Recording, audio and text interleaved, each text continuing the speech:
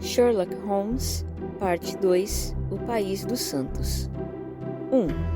Na Grande Planície Alcalina. Na região central do grande continente norte-americano, há um deserto árido e repulsivo, que durante um ano serviu como barreira contra o avanço da civilização. De Sierra Nevada, Nebraska, e do rio Yellowstone, no norte do Colorado, até o sul, há uma região de desolação e silêncio. A natureza também não é constante em todo esse horrível distrito. Há montanhas altas e cobertas de neve, e vales escuros e sombrios. Rios que fluem velozmente arremetem-se sobre cânions recortados, além de planícies enormes, que no inverno ficam brancas com a neve, e no verão ficam acinzentadas com a areia alcali. No entanto, todos mantêm as características comuns de aridez, inhospitalidade e miséria. Não há habitantes nessa terra de desespero. Alguns índios, Pawnee ou Blackfeet, podem cruzar o território ocasionalmente para poder chegar a outros pontos de caça. Porém, os mais bravos guerreiros ficam felizes ao perder de vista aquelas maravilhosas planícies e entrar novamente em seus campos. Os coiotes se esgueiram entre os arbustos. Os abutres voam pesadamente sobre o ar e o desajeitado urso pardo atravessa as ravinas escuras e apanha o sustento que consegue entre as rochas. Esses são os únicos habitantes no deserto. Em todo o mundo não deve haver visão mais sombria que a do declive norte de Sierra Blanco. Até onde a vista alcança, estende-se a grande terra plana, toda coberta de manchas de alcali intercalada por aglomerados de arbustos chaparrais anões. No limite extremo do horizonte, há uma longa cadeia de picos montanhosos, com seus cumes irregulares salpicados de neve. Nesse grande trecho do país, não há sinal de vida, nem de qualquer coisa relacionada à vida. Não há pássaros no céu azul como aço, nenhum movimento sobre a terra cinzenta e opaca. Sobretudo, há um silêncio absoluto. Preste atenção quanto quiser. Não há sombra de som em todo aquele deserto poderoso. Nada além de silêncio. Um silêncio completo e que subjuga o coração. Já foi dito que não há nada relacionado à vida sobre a ampla planície. E isso não é verdade. Ao olhar de Sierra Blanco, é possível ver um caminho traçado pelo deserto, que continua e se perde na distância. Ele é repleto de marcas de rodas e pelos passos de muitos aventureiros. Aqui e ali há objetos brancos despedaçados que brilham com o sol e se destacam entre os montes opacos de alcali. Aproxime-se e analise-os. São ossos. Alguns largos e grossos, outros menores e mais delicados. Os primeiros pertenciam a bois e os últimos a homens. Por mais de 2.000 quilômetros é possível traçar essa terrível rota de caravanas graças aos restos daqueles que caíram pela estrada. Olhando para esse cenário, em 4 de maio de 1847, lá estava um viajante solitário. Sua aparência era tão peculiar que ele poderia ser o gênio ou o demônio dessa região. Um homem observador acharia difícil dizer se ele tinha 40 ou 60 anos. Seu rosto era magro e de aspecto selvagem, e sua pele, da cor de pergaminho, cobria seus ossos saltados. Seu cabelo longo e castanho, e sua barba eram salpicados de branco. Seus olhos eram afundados em sua cabeça, e ardiam com um brilho não natural. A mão que segurava seu rifle era um pouco mais carnuda que um esqueleto. Em pé, ele se debruçava sobre sua arma para ter apoio, e ainda assim, sua altura e a estrutura maciça de seus ossos sugeriam um conjunto resistente e vigoroso. No entanto, seu rosto esquelético e suas roupas, que pediam de tão desajeitadas sobre seus membros enrugados, anunciavam a razão daquela aparência senil e decrépita. O homem estava morrendo de fome e de sede. Ele havia caminhado dolorosamente pela ribanceira e até essa pequena elevação, na vã esperança de ver alguns sinais de água. Agora, a grande planície salgada se esticava diante de seus olhos, e o cinturão de montanhas selvagens também. sem nenhum sinal de plantas ou árvores, o que poderia indicar a presença de umidade. Em toda a ampla paisagem não havia sinal de esperança. Norte, leste, oeste, olhava com olhos investigadores e então percebeu que suas buscas haviam chegado ao fim e que ali, naquele penhasco estéril, ele estava prestes a morrer. Bem, por que não aqui, ou em uma cama de penas daqui a 20 anos? Murmurou ele enquanto se sentava no refúgio de uma rocha. Antes de sentar-se, ele colocou o seu rifle inútil sobre o solo e também um grande embrulho amarrado em um xale cinza que ele havia carregado sobre o ombro direito. Parecia um pouco pesado demais para ele, pois ao abaixá-lo, caiu no chão com um pouco de violência. No mesmo momento, do embrulho cinza saiu um pequeno grito de lamento, e dele surgiu um rosto pequeno e assustado, com olhos castanhos muito brilhantes e 2 pequenos punhos pontilhados e manchados. Você me machucou, disse uma voz infantil em tom de repreensão. É mesmo? Respondeu o homem, lamentando. Não fiz de propósito. Enquanto falava, ele desembrulhou o xale cinza e retirou uma linda menininha de cerca de 5 anos, cujos sapatos delicados e um vestido rosa com seu pequeno avental indicavam o cuidado de sua mãe. A criança estava pálida e abatida, mas seus braços e pernas saudáveis demonstravam que ela havia sofrido menos do que seu companheiro. Como está agora? Indagou, ansioso, pois ela ainda estava esfregando seus cachos dourados que cobriam a parte de trás de sua cabeça. Dê um beijo para melhorar, disse ela com seriedade, apresentando a ele a região ferida. É isso que minha mãe costumava fazer. Onde ela está? Sua mãe foi embora. Acho que não vai demorar para você vê-la novamente. Foi embora, né? Perguntou a menina. Engraçado. Ela não me disse adeus. Ela quase sempre fazia mesmo quando ia até a tia para tomar chá, e agora ela já saiu há 3 dias. Está muito seco, não é? Não há água nem nada para comer? Não, não há nada, querida. Você precisa apenas ser um pouco paciente e ficará bem. Encoste sua cabeça em mim e se sentirá melhor. Não é fácil falar quando seus lábios estão tão secos quanto couro, mas acho melhor falar com você sobre como estão as coisas. O que você tem aí? Coisas lindas, finas, afirmou a garotinha com entusiasmo, segurando 2 pequenos fragmentos brilhantes de mica.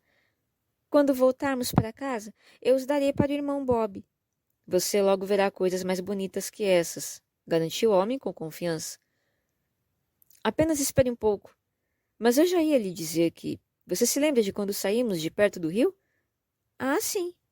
Bem, nós esperávamos encontrar outro rio logo, veja só. Mas algo deu errado. Bússolas ou mapa ou algo e não encontramos. A água acabou. Só sobrou uma pequena gota para você e... E você não conseguiu tomar banho? Interrompeu sua companheira com seriedade, olhando para seu rosto encardido. Não, nem beber. E o Sr. Bender, ele foi o primeiro a ir embora, e depois o índio Pete, e depois a senhora MacGregor, Johnny Holmes e então, querida, sua mãe. Então minha mãe também faleceu, exclamou a garotinha, encostando o avental em seu rosto e chorando amargamente. Sim, todos eles foram embora, exceto você e eu. Então pensei que havia uma chance de encontrarmos água nessa direção, por isso a coloquei sobre meus ombros e caminhamos juntos. No entanto, não parece que nossa situação melhorou. Há uma pequeníssima chance para nós agora. Você quer dizer que nós vamos morrer também? Perguntou a criança, parando de soluçar, levantando seu rosto manchado pelas lágrimas. Acredito que é exatamente isso. Por que você não disse isso antes? Perguntou ela, rindo alegremente. Você me assustou muito. Agora, quando morrermos, estaremos novamente com a minha mãe. Sim, você vai, querida. E você também. Vou contar a ela como você tem sido muito bom. Aposto que ela irá nos encontrar às portas do céu com um grande jarro de água e muitos bolos de trigo, mouro, quentes, tostados, dos 2 lados, como eu e o Bob gostávamos. Quanto tempo temos de esperar? Eu não sei, mas não muito. Os olhos do homem estavam fixos no horizonte ao norte. Numa abóbada azul do céu apareceram 3 pequenos pontos cujo tamanho aumentou cada segundo, de tão rápido que se aproximaram. Eles rapidamente se transformaram em 3 grandes pássaros marrons que circulavam sobre a cabeça dos 2 errantes, e então pousaram em algumas pedras sobre eles. Eram urubus, os abutres do oeste, cuja chegada é o prenúncio da morte. Galos e galinhas! Exclamou a garota, feliz, apontando para aqueles símbolos de mau presságio e batendo palmas para fazê-los voar. Conte-me, Deus criou este país?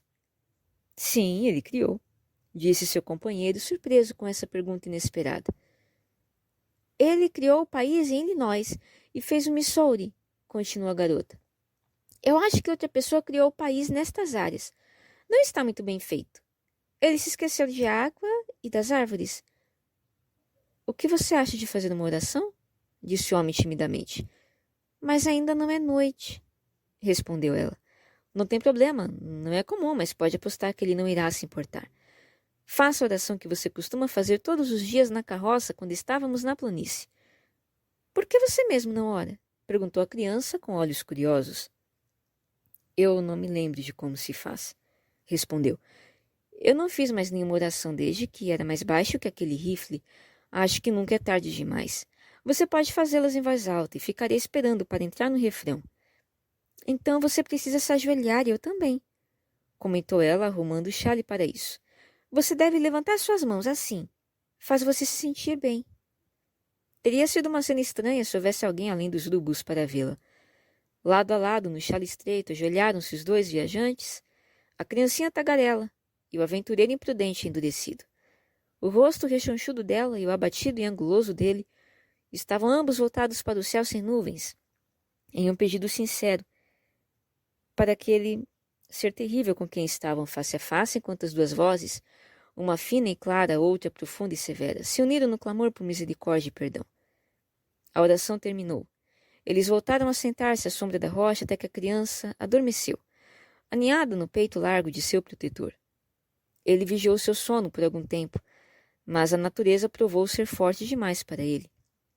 Durante 3 dias e 3 noites, ele não se permitiu descansar nem repousar. Lentamente as pálpebras caíram sobre os seus olhos cansados e a cabeça afundou mais e mais no peito, até que a barba grisalha do homem se misturou com as madeixas douradas de sua companheira. E ambos dormiram, o mesmo sono profundo, e sem sonhos. Se o viajante houvesse permanecido acordado por mais meia hora, uma visão estranha teria saltado em seus olhos. Ao longe, no limite extremo da planície de Alcali, levantava-se uma pequena onda de poeira muito suave a princípio, e quase incapaz de ser distinguida das névoas da distância, mas ficando gradualmente mais alta e mais larga, até formar uma nuvem sólida e nítida. Essa nuvem continuou a aumentar até se tornar evidente que só poderia ser criada por uma grande multidão de criaturas em movimento. Em locais mais férteis, o observador chegaria à conclusão de que um desses grandes rebanhos de bisões que pastam nos campos estava se aproximando. Isso era obviamente impossível naquelas regiões áridas. Quando o redemoinho de poeira se aproximou do penhasco solitário onde os 2 abandonados repousavam, as carroças cobertas por tecido e as figuras de cavalheiros começaram a aparecer pela neblina, e a aparição revelou-se uma grande caravana em sua jornada para o oeste. E que caravana! Quando seu líder alcançou a base das montanhas, as últimas carroças ainda não eram visíveis no horizonte. Do outro lado da enorme planície, estendia-se o conjunto disperso, vagões e carroças, homens a cavalo e homens a pé. Inúmeras mulheres que cambaleavam sob suas cargas e crianças que andavam ao lado dos vagões ou espreitavam por sob as cobertas brancas. Evidentemente, não era um grupo comum de imigrantes, mas alguns nômades, que haviam sido obrigados, devido às circunstâncias, a procurar um novo país. Então surgiu, através do ar puro, um confuso barulho daquela grande massa de pessoas com o rangido das rodas e o relinchar dos cavalos. Por mais alto que fosse, não foi suficiente para despertar os 2 viajantes, cansados acima deles. À frente da coluna havia um ou mais grupos de homens com expressão severa, vestidos em roupas sombrias e simples, armados com rifles. Ao chegar à base do penhasco, eles pararam e fizeram uma pequena reunião. Os poços estão à direita, meus irmãos, disse um homem de lábios rígidos, barbeado e com cabelos grisalhos. À direita, disse Erra Blanco. Então chegaremos ao Rio Grande, disse outro. Não se preocupe com a água, exclamou um terceiro. Aquele que pode extrair água da rocha não abandonará agora seu povo escolhido. Amém, amém, responderam todos. Eles estavam prestes a retomar sua jornada quando um dos mais jovens e mais atentos homens gritou e apontou em direção ao penhasco acidentado acima deles. De seu cume surgiu um pequeno ponto rosa, concreto e brilhante, em oposição às rochas cinzentas atrás. Ao verem isso, afrouxaram as rédeas dos cavalos e abaixaram as armas, enquanto cavalheiros recém-chegados galopavam para reforçar a retaguarda. A palavra peles vermelhas estava em todos os lábios. Não pode haver nenhum indígena aqui, disse o ancião, que parecia estar no comando. Já passamos os Pawnees e não há outras tribos até cruzarmos as grandes montanhas. Devo ir em frente para checar, irmão Stangerson? Perguntou um dos membros da caravana. E eu? Gritaram outras vozes. Deixem seus cavalos aqui embaixo e vamos esperar por vocês aqui, respondeu o ancião. Em um instante, os jovens rapazes desceram dos cavalos, amarraram-nos e subiram em costa íngreme, que levava a alvo que despertou sua curiosidade. Com a confiança e a destreza de escoteiros, eles avançaram rapidamente em silêncio. Os observadores da planície abaixo podiam vê-los movimentar-se de pedra em pedra, até suas figuras se destacarem contra o céu. O jovem que os havia alertado os liderava. De repente, seus seguidores viram-no levantar as mãos, como se tivessem sido tomados por espanto, e ao juntarem-se a ele, foram afetados da mesma maneira pela visão adiante deles. No pequeno planalto que coroava a colina estéril, havia uma única rocha gigante, e contra essa rocha estava um homem alto, de barba longa, de rosto severo, mas excessivamente magro. Seu rosto calmo e respiração regular demonstravam que ele estava dormindo profundamente. Ao lado dele havia uma criancinha, com seus braços brancos e redondos circundando o pescoço marrom e musculoso do homem, e sua cabeça, de cabelos dourados, repousando sobre o peito com túnica de veludo. Os lábios rosados da menina estavam abertos, mostrando a linha regular de dentes brancos como a neve, e um sorriso brincalhão surgiu em seus traços infantis.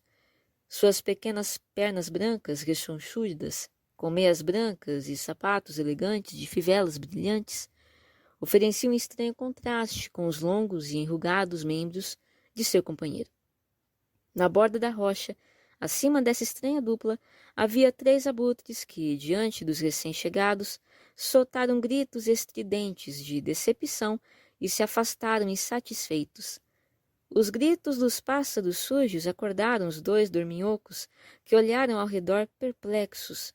O homem cambaleou e olhou para baixo, para a planície que havia estado tão desolada no momento em que o sono dominara, e que agora estava coberta por esse enorme grupo de homens e animais. Seu rosto assumiu uma expressão de incredulidade enquanto ele olhava, e ele passou sua mão ossuda sobre os olhos. Isso é o que eles chamam de delírio, eu acho, murmurou. A criança permaneceu ao lado dele, segurando a barra de seu casaco, e não disse nada, mas olhou ao seu redor, com o olhar questionador da infância. A equipe de resgate rapidamente conseguiu convencer os 2 de que sua presença não era uma ilusão. Um deles pegou a garotinha e colocou-a sobre o seu ombro, enquanto outros 2 apoiaram seu companheiro esquelético e o ajudaram a caminhar na direção das carroças. Meu nome é John Ferrier, explicou o viajante. Aquela pequena e eu somos os únicos que sobraram de 21 pessoas. O restante morreu de sede e de fome ao longo do caminho ao sul. Ela é sua filha? Perguntou alguém. Acho que agora é, respondeu outro, de maneira desafiadora. Ela é minha porque eu a salvei. Nenhum homem irá tirá-la de mim. Ela é Lucy Ferrier, a partir deste dia.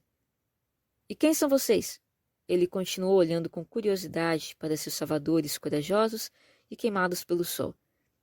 Parece haver muitos de vocês. Cerca de 10.000, esclareceu um dos jovens. Somos os filhos perseguidos de Deus, os escolhidos do anjo Merona. Eu nunca ouvi falar dele, disse o viajante. Ele parece ter escolhido um bom grupo para si. Não zombe daquilo que é sagrado, advertiu o outro severamente. Somos aqueles que creem nas escrituras sagradas, escritas em caracteres egípcios sobre placas de ouro batido, entregues ao santo Joseph Smith em Palmira. Nós viemos de Nauvoo, no estado de Illinois, onde fundamos nosso templo. Viemos buscar refúgio do homem violento e dos ímpios, ainda que seja no coração do deserto. O nome de Nauvoo evidentemente trouxe recordações a John Ferrier. Entendo, disse ele. Vocês são os Mormons. Nós somos os Mormons, responderam seus companheiros a uma só voz. E para onde estão indo? Não sabemos. A mão de Deus está nos guiando sob a pessoa do nosso profeta. Você deve se apresentar a ele. Ele dirá o que deve ser feito a seu respeito. A essa altura, eles já haviam chegado à base da colina e estavam cercados por multidões de peregrinos. Mulheres de aparência mansa e pálida, crianças rindo bastante, homens ansiosos. Muitas foram as exclamações de espanto e compaixão quando notaram a juventude de um dos desconhecidos e o abatimento de outro. Sua escolta não parou, contudo, seguiu em frente, acompanhada por uma grande multidão de mormons, até que chegaram a uma carroça, notável por seu tamanho e pela ostentação e elegância de sua aparência. 6 cavalos estavam ligados a ela, enquanto as outras eram conduzidas por 2 ou, no máximo, 4 cavalos. Ao lado do cocheiro estava sentado um homem que não tinha mais de 30 anos, mas cuja cabeça e expressão resoluta o identificavam como líder. Ele estava lendo o volume de capa marrom, mas quando a multidão se aproximou, ele o colocou de lado e ouviu atentamente o relato sobre o acontecido. Então ele voltou-se para os 2 viajantes. Se os levarmos conosco, falou ele solenemente, será apenas se forem participantes do mesmo credo que nós. Não aceitaremos lobos em nosso rebanho. Melhor que seus ossos percam sua cor neste deserto, do que vocês provarem ser aquela pequena partícula de decadência, que, com o tempo, corrompe todo o fruto. Você virá conosco, sob essas condições? Acho que irei com vocês sob qualquer condição, disse Ferrier com tanta ênfase que os anciãos não conseguiram conter um sorriso. Somente o líder manteve sua expressão severa e impressionante. Leve o irmão Stengerson, disse. Dê-lhe comida e bebida, e para a criança também. Será sua tarefa ensinar-lhe nosso santo credo. Já demoramos tempo suficiente. Em frente para Sião. Para Sião, gritou a multidão de mormons, e as palavras ecoaram pela longa caravana, passando de boca em boca até morrer, ao longe, em um leve murmúrio. Com o estalar de chicotes e o rangido de rodas movendo-se, a enorme caravana seguiu viagem. Mais uma vez, o ancião, a quem foi dada a responsabilidade de cuidar dos 2 abandonados, levou-os para sua carroça, onde uma refeição já os aguardava. Vocês devem ficar aqui, explicou ele. Em alguns dias já terão se recuperado. Enquanto isso, lembre-se de que a partir de agora e para sempre, vocês são de nossa religião. Brigham Young disse isso, e ele falou com a voz de Joseph Smith, que é a voz de Deus.